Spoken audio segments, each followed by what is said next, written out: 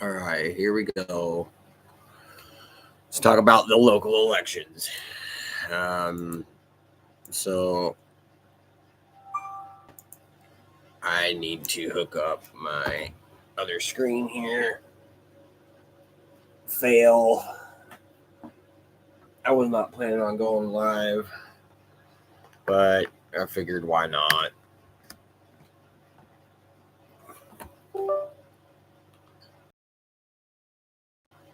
All right, there it goes. Now I can put this over here. Oh, my lantern.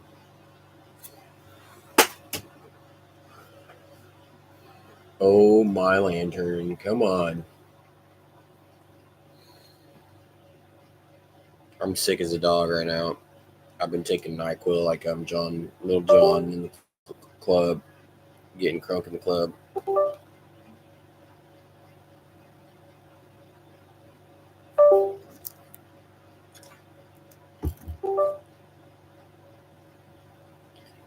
Holy crap. Let's be a little bit more better prepared next time, eh?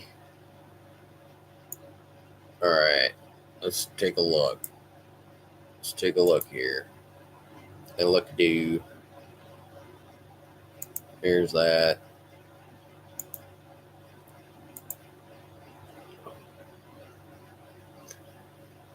Share screen.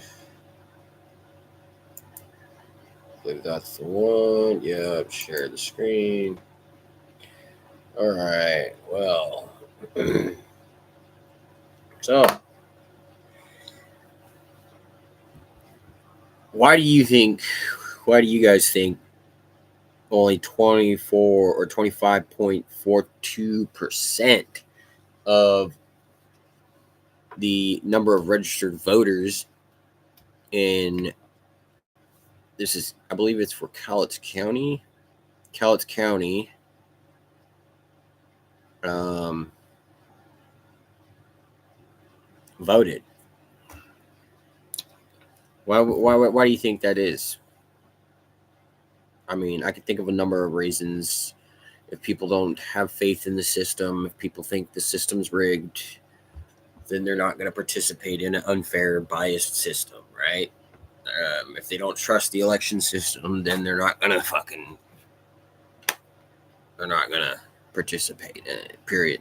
Like, it's like saying, okay, well, let's play a football game or let's play a card game, but uh, you know the refs are biased towards one side, or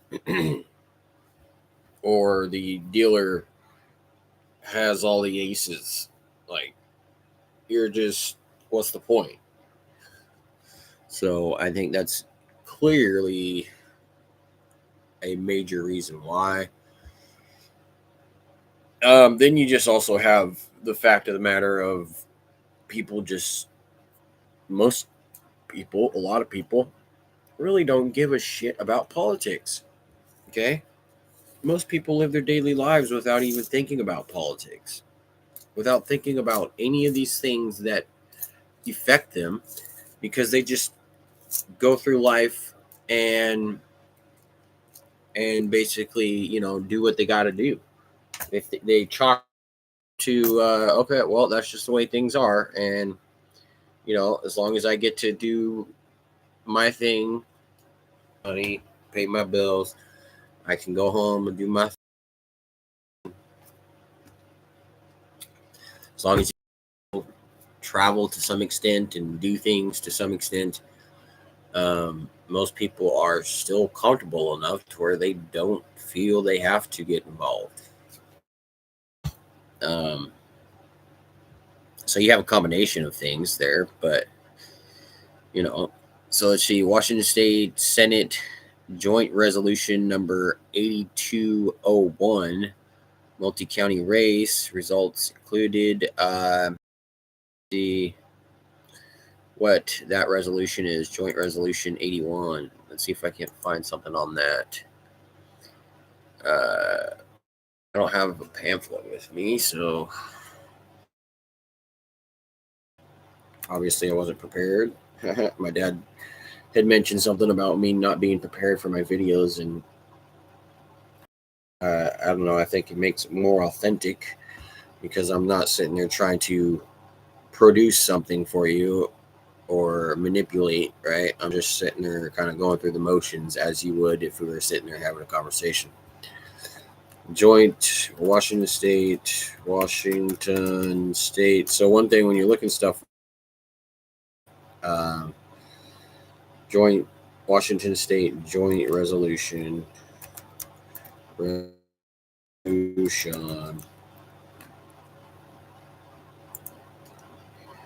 number 8201. Number 8201. How you phrase things are gonna determine how your search your search results appear. So it's not always about asking a question, just asking a question, right? But what question are you asking? Just I'm sure most of you already know that, but share this tab instead. Yes, share this tab. Okay, Senate Joint Resolution 8201 is a proposed constitutional amendment in Washington State that would allow the state to invest money from its long-term care fund, known as Washington Cares, in a broader range of investments, including stocks. This change aims to potentially increase the fund's earnings to support long-term care benefits without raising taxes. Now, I mean, could that be a good thing? Good thing. I mean, obviously, nobody wants taxes raised. So ways of probably beneficial to the taxpayer. But as far as the stock market goes, I don't know. That and then it becomes dependent on the entire national economy, right?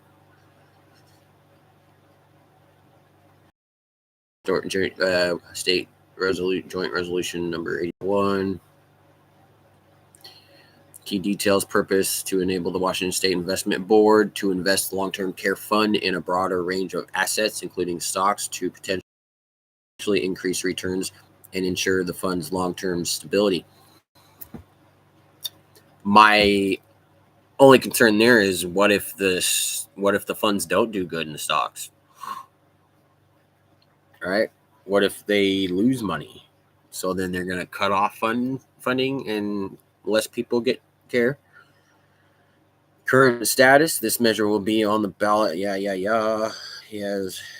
So that passed, or no, that was rejected. So that was rejected by almost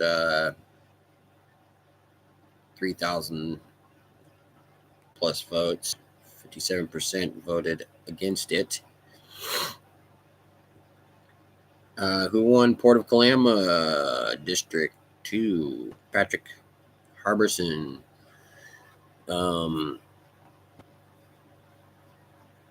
In a county-wide, that has impact, yes. I'm not sure exactly how that impacts you locally in the city.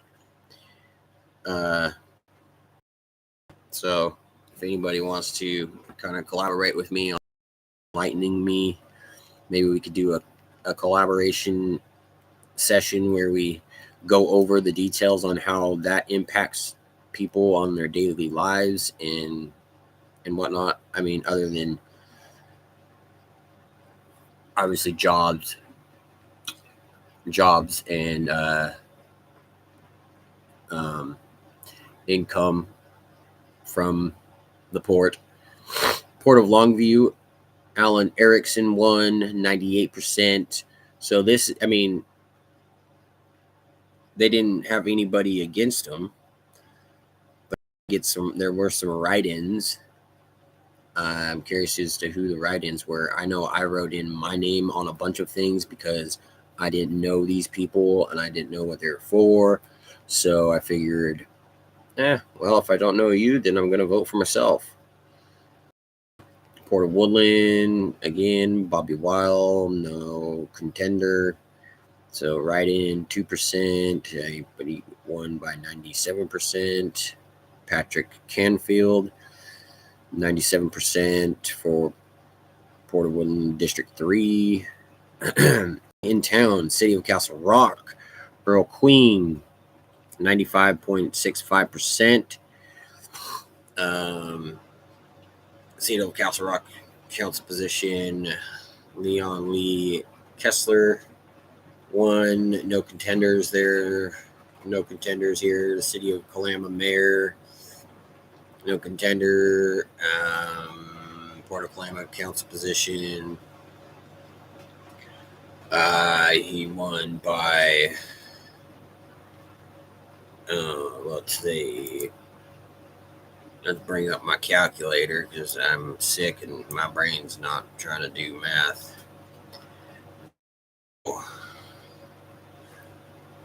379 minus 288 because he won by 91 votes. I think that goes to show how closely the vote is. And then you got City of Kalama, council position 2. Very close there. Very, very close. 348 minus 313, 35 votes. Very close race. City of Kalama advisory note number 1. Kalama Community Building Operations and Maintenance.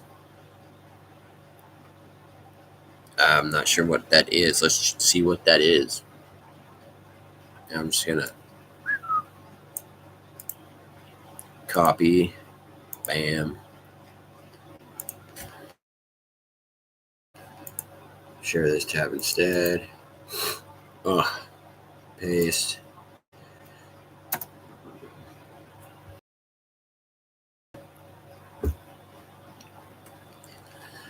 City, the City Council of the City of Kalama. Resolution of the City of Kalama providing for the submission to the qualified electors election to be held on November 4th. The City Council, or this, the City Council of the that the Kalama Community Building is drawing tax dollars between $30,000 per year from the general fund to cover the basic annual operating costs, whereas the City Council, through an architectural survey and ADA feasibility study, has identified the need for significant repairs and retrofitting need to maintain the facility, which could cost from $3 million up to over $6 million. So, just from my understanding of this, and that could be wrong, I totally am accepting that my understanding of this could be wrong. I'm not saying I know everything, but from what I'm reading here, it sounds like they're trying to make improvements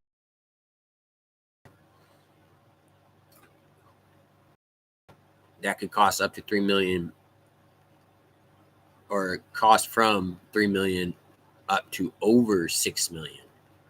Pretty wide range there, almost double. So, well, not almost, but it is double, over double, possibly. The City Council recognizes the historical and sentimental value of the community.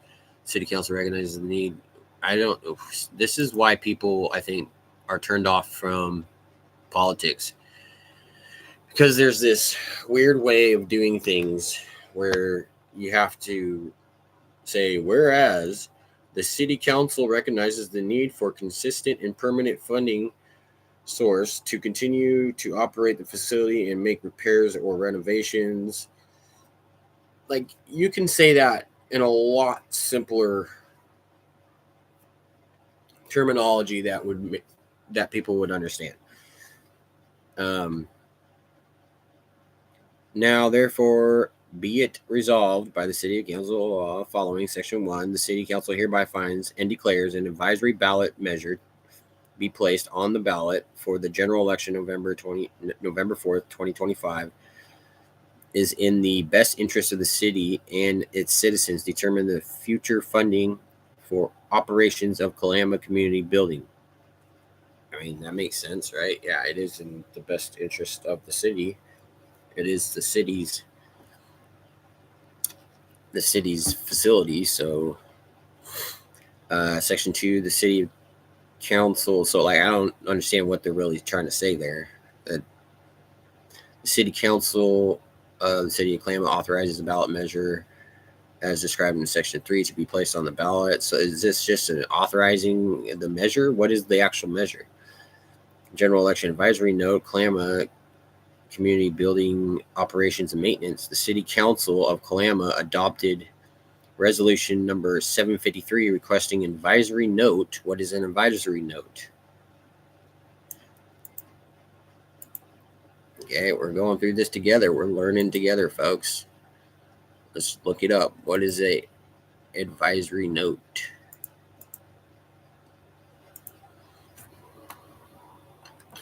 What is an advisory note? Oh, I didn't spell that right.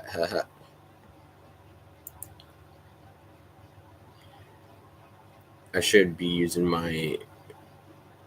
The advisory note is a non-binding ballot measure that allows voters to express their opinion on a specific issue, such as proposed tax increases, without legally changing the law. So it doesn't change anything. It just simply gives, basically, is a consensus, or not a consensus. Is that the right word I'm looking for? Yeah, it is a consensus, right? The results of an advisory note do not mandate any action by the government or legislator, but they serve as a symbolic expression of public sentiment. So there you go. Symbolic expression of public sentiment. The Washington State advisory notes are required by Initiative 960, passed in 2007, whenever the legislator passes a bill that creates or increases taxes or fees. Voters are asked to advise the legislator whether to maintain or repeal the tax increase, with repeal indicating opposition and maintain indicating support. Okay. So it says, are you willing to pay additional property taxes to repair the Kalama Community Building and keep it operating for the benefit of the community?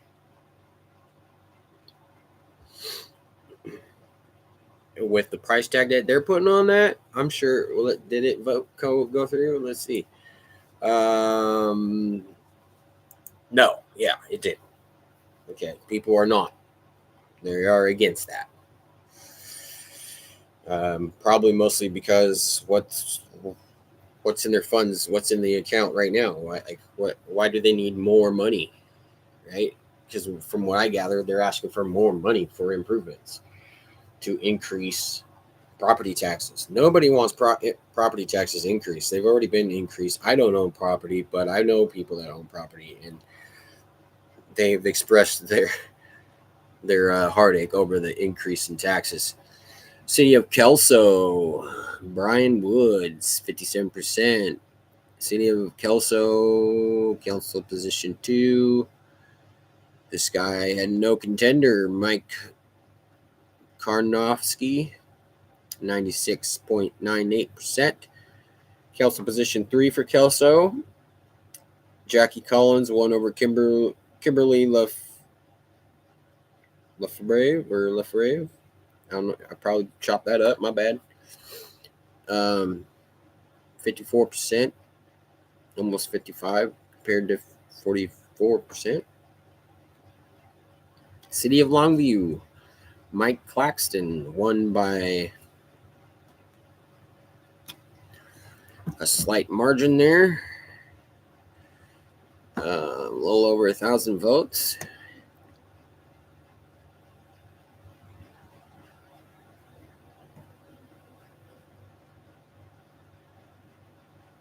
Oh, I'm not sharing this tab. Jackie Collins, there you go. You have it. See that? Bam, bam. Look at this one, though. It was a close race for City of Longview Council position number 6. It would be cool to see who the write-ins were.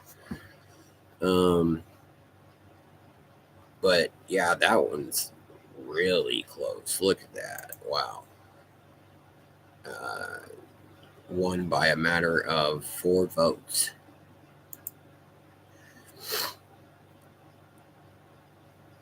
City of Longview Council position number 7, Wayne Nichols over Spencer Boudreau. Wayne got just over 1,000 votes more than Spencer. And I mean, I could speculate on why I think that is. I'm curious as to why you guys think that is. Locally, if you watch this is obviously wasn't a planned stream, so you guys, nobody's watching right now as I stream. But if you do watch this, leave a comment on why you think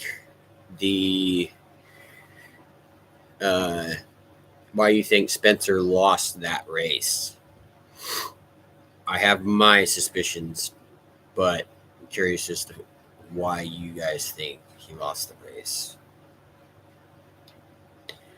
I know there were some things that were done that people were unhappy with. I would say, first off, I'll put it out there. The first thing is the bike lanes, okay? To me, that just seemed like a massive waste of money and resources. There's so many more things that could have been focused on other than bike lanes. And from what I heard, that was money spent so that way we could get some kind of grant for something else. I don't know. I don't know the exact ins and outs of that. Please enlighten me. Give me the details, folks. Okay. I'll admit I don't follow all of this stuff super closely. I'm in the same boat as many other Americans where we don't have much faith in the election system. I've already covered that as far as how it shows you your ballot has been counted, but it doesn't show for who or by who it was counted, when it was counted, where it was counted. There should be a chain of custody for voting, I would think, right? You would want a chain of custody for auditing purposes, and it would help mitigate corruption. So, City of Woodland, council position 1 and 2. Aaron Brown lost against J. Burke. Brittany Michelson won against Carol Rounds. Melissa Doughty, is that how you say it? My bad. I don't know. You won against Deanna Holland. City of Woodland, council position 6. Jennifer DeLuz over Kenneth Belize. Is it Belize? Council position 7. No contender. Jason L. Friend. School. Longview School District number 112. Director position. Deborah Panetta. No contender. Let's take a look. I'm just curious. Okay, we're going to go on to the old Facebook. Get a view for where this person stands on these positions and everyone.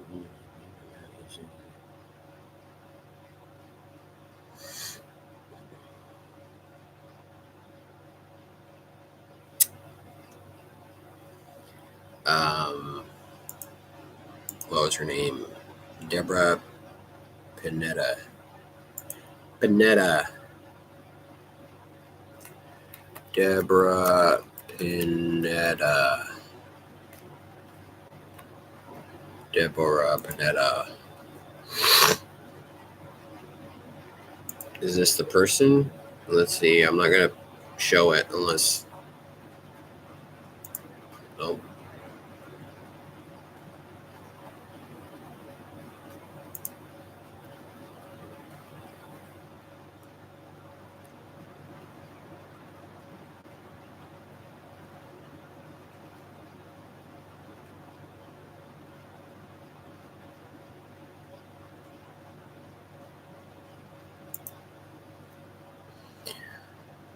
The Board of Directors, City of Longview, number 112, adopted resolution number 808 concerning the proposition to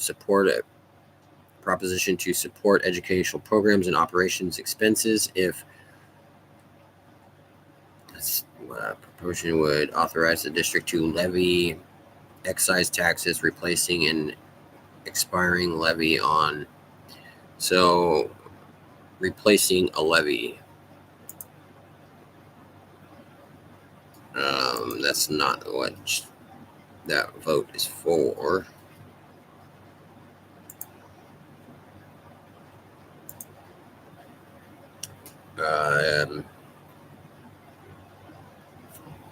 I don't even have kids, so to be frank, I don't think my vote really matters on the, or it really should matter on the matter.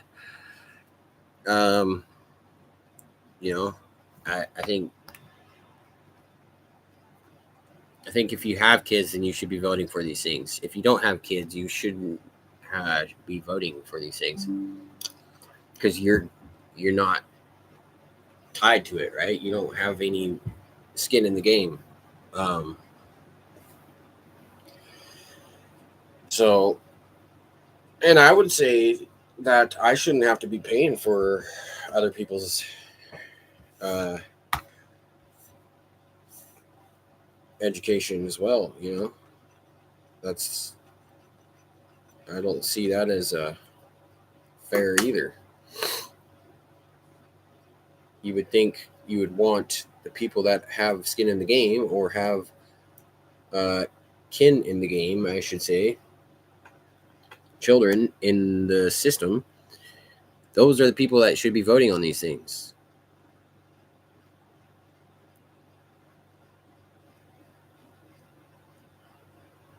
Susan Donahue won for director position 2, Tootle Lake School District number 130, Director District 3, Lisa Mays.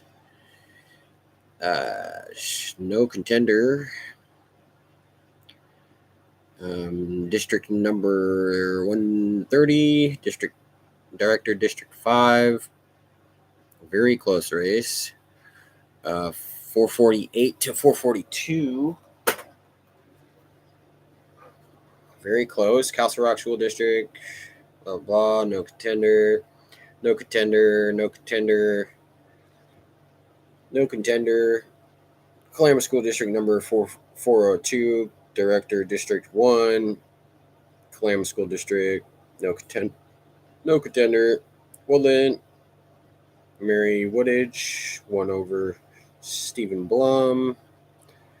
A couple hundred votes there. No contender. Trish Huddleston. No contender for district number 404, District 5, District 4. Kelso District number 458 for Director Position 1. Leah Moore, 1, no contender. Kelso School District. Francisco J. I'm not even going to try to pronounce that. Something Alvarez. Arib Alvarez. Very close race there. Fire Protection District Commissioner, position 3, no contender. Position 2, Cal's 2, Fire Rescue Commissioner 2, George Lamasny.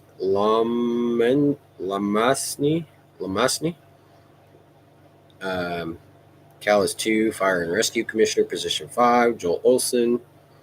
Fire Protection District 3, Commissioner, position 2, no contender. No contender. No contender.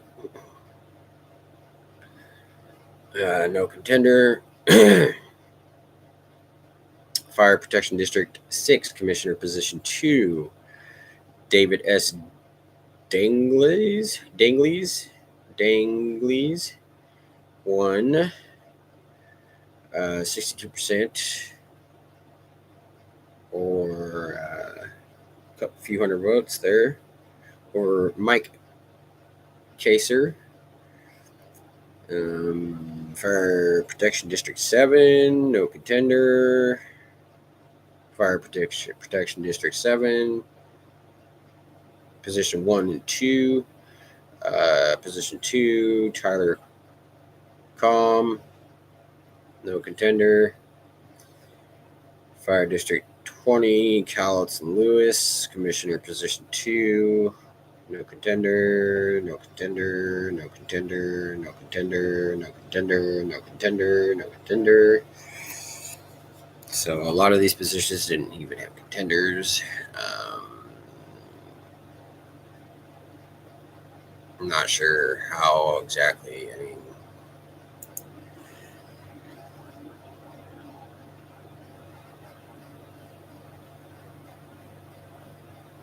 You could speculate on how this would affect you, obviously, but like on a day-to-day basis, it's not going to have much effect, right? Unless do they get some kind of vote or say in budgeting matters and whatnot? I don't know. I'm still learning a lot about how politics work. I'm not an expert. So, Dean Taco, Beacon Hill, Water and Sewer, position 2, no contender. Lexington, Flood Control Zone, District Supervisor, position 2, Brian